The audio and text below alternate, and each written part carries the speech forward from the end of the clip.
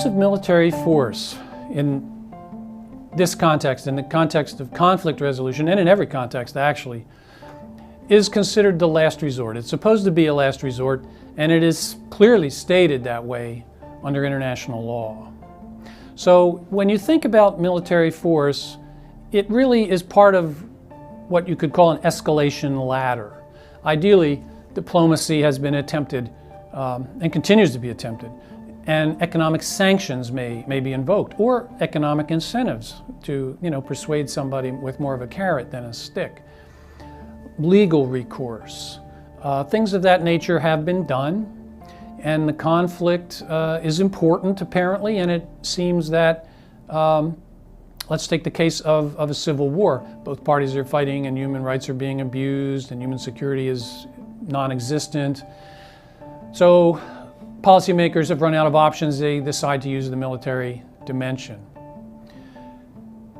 One of the things that to me seems all too frequent is the belief that if military force is the last resort, then it must be successful. In other words, it's the worst thing we can do, so everybody will basically see it our way once we unleash the military dimension of things.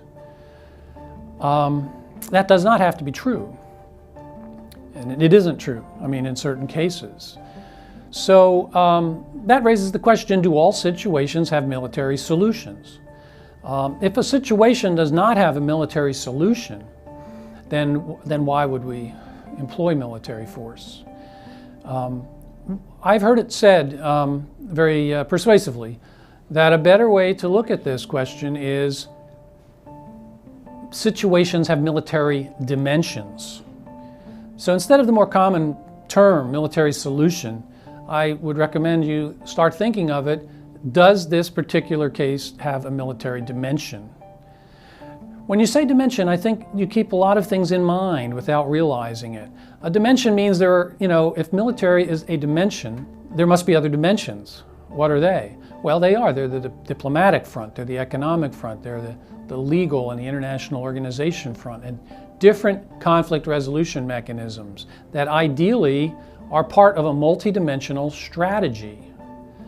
And it's only in the worst cases, under situations that we feel the use of military force would be a contributing dimension to conflict resolution, that then we should use the military implement as well as the other implements. So I suppose that seems obvious, probably in the telling, but the fact is not all situations have military solutions. Many do have military dimensions, and those dimensions must be subordinate and take their strategies and tactics from political goals. So whenever you're thinking about, should we inject a military dimension into this problem, think, what are my political goals, and how does my considered use of military force contribute to our political objectives? Sometimes it'll be quite clear. Other times you'll realize maybe our political objectives aren't sufficiently, sharp, and maybe we ought to fall back and think about what are our true political goals before we go to a military dimension. So remember, military dimension, part of a multi-dimensional strategy. I would just end by saying the stakes really are high, because use of the military tool for conflict resolution really probably has more unforeseen consequences than any of the other tools. So once you start using force on one or both parties or whatever in the situation, the landscape changes and you're into somewhat new territory. So it is something to be weighed very heavily and considered what kind of